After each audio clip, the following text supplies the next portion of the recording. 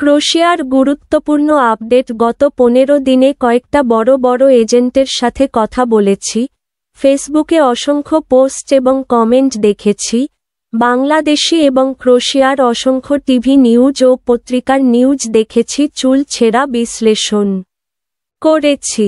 তার মাঝে এখনও অনেককে পারমিট পেতে দেখেছি, নতুন করে ফাইল জমা দিতেও দেখেছি।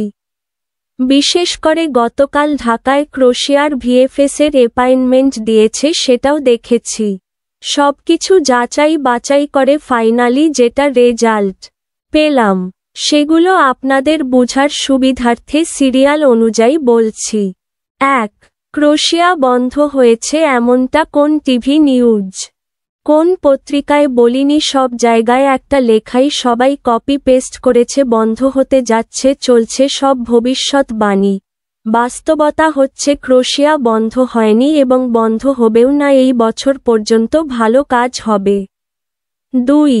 ক্রোয়েশিয়া শুধু একটা ওয়ার্নিং দিয়েছে, সংকেত দিয়েছে যদি এভাবেই বাংলাদেশিরা পালিয়ে যেতে থাকে তাহলে ভবিষ্যতে বন্ধ করে দিবে। 3. এখন থেকে বাংলাদেশি, নেপালি, ইন্ডিয়ানদের পারমিট এবং ভিসা দেওয়ার ক্ষেত্রে অনেক যাচাই বাছাই করবে, আগের মতো চোখ বন্ধ করে পারমিট ও ভিসা দিয়ে দিবে না। 4. আগে যেসব কোম্পানি এবং রিক্রুটিং এজেন্সি কয়েক দফা ভিসা করে অনিয়ম করেছে তাদেরকে নতুন করে পারমিট দিবে না, ভিসার তো অনেক দূর। 5. এখন থেকে পারমিট ইস্যু হতে আগের তুলনায় বেশি সময় লাগবে, সিকিউরিটি স্টেপে কয়েক দফা চেক হবে, কোম্পানির কাজের অবস্থা এবং অ্যাকোমোডেশন সবকিছু ঠিক থাকলে তবেই পারমিট ইস্যু হবে। 6. তবে ভালো খবর হচ্ছে এখন থেকে যারা পারমিট পাবে তাদের আগের থেকে ভিসা হওয়ার চান্স বেশি থাকবে, কারণ পারমিট ইস্যু করার সময় চুল ছেঁড়া বিশ্লেষণ করেই পারমিট দিবে। 7. কোম্পানিগুলো এখন শুধু শ্রমিকের প্রয়োজন থাকলেই আবেদন করবে এবং শতভাগ কনফার্ম ওরা স্কিল ওয়ার্কার চায় এবং শ্রমিকরা এসে কাজ করবে এমনটা চায়। আগের মতো গেইমের ফাইল জমা নিচ্ছে না, কারণ শ্রমিকদের কাজ না দিতে পারলে সরকার থেকে বাস খাবো কোম্পানিগুলো। বুঝে গেছে, সেজন্যই মিনহাজের মতো এজেন্টরা কাঁথা বালিশ নিয়ে ক্রোয়েশিয়া ত্যাগ করছে, কারণ উনার মতো কয়েকজন এজেন্ট হচ্ছে গেইম দেওয়া লোকের কাজ করার ওস্তাদ, এখন এদের খানা নাই। 8.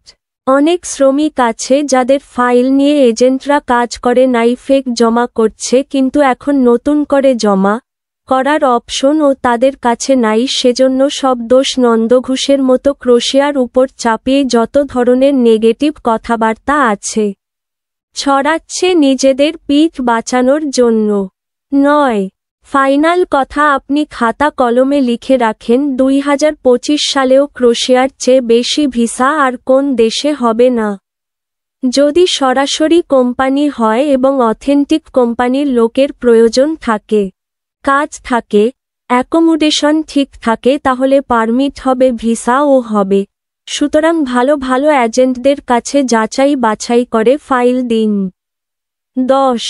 সামনে একটা নিয়ম চালু হতে পারে, সরকারের কাছে কোম্পানিগুলোকে টাকা জমা রাখতে হতে পারে।